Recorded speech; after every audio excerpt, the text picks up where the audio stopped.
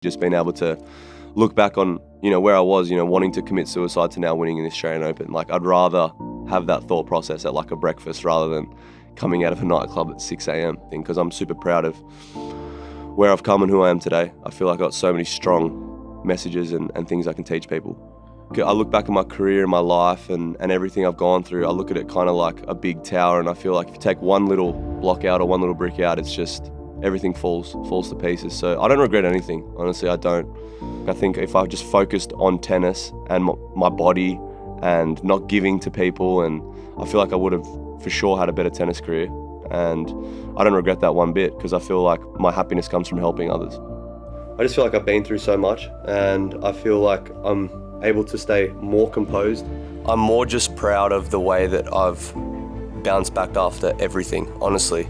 Like, I've been in some really tough situations mentally and in some really scary places. I just know that, everyone is just really dealing with something. And I feel like I never judge anyone anymore because I've just done some terrible things. I've done some dark things. I've been through so much that all my goal is now is just to guide through people that shit, because it was brutal for me. Like, it was so hard. I felt so alone, and obviously to the point of self-harm and thinking about committing suicide, it was tough. Like, people our age, they really struggle to like open up about just how they feel on a day-to-day basis. Like, and I was a victim to that. Like, I was Nick Kyrgios, who was 23 years old, who was like dealing with mental problems. I think society's kind of built that image that we got to try and act like we're okay all the time.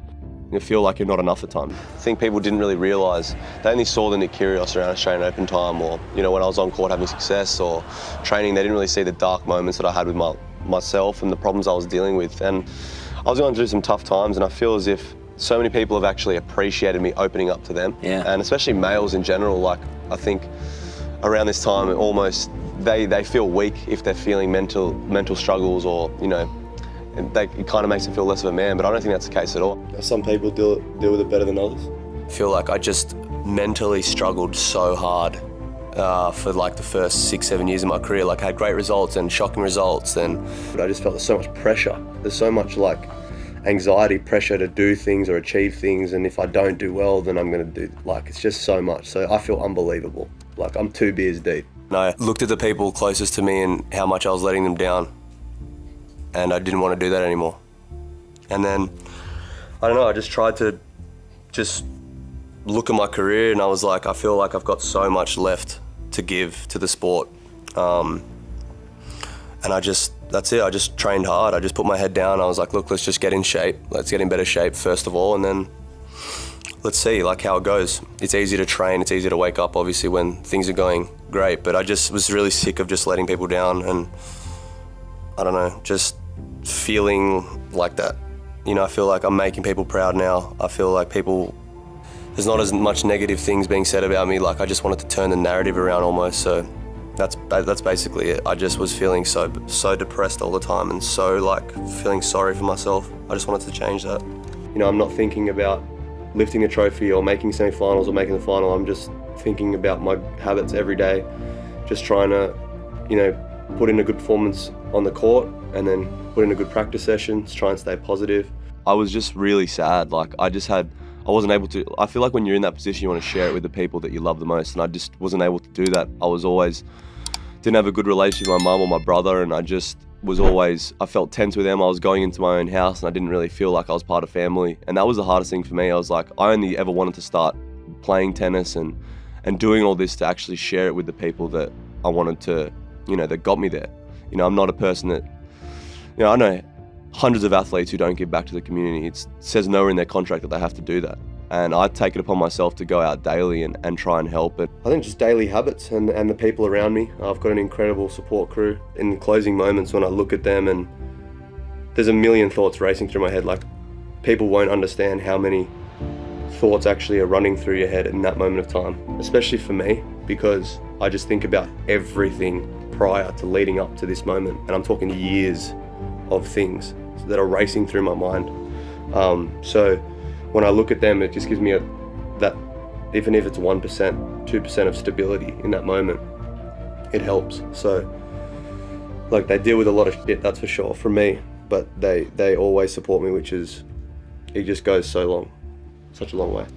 I just feel like I'm playing for a lot more than myself. You know, I've just got a lot of people, a lot of support, and on the flip side, I got a lot of people doubting me and trying to bring me down all the time as well. So I'm playing for I've got a lot of motivation, you know, in the back of my mind. I feel like that's a common struggle is like in just society today, people are always just trying to be something they're not. Like people will literally put more energy into like an Instagram post or, you know, a Snapchat than that literally like job every single day.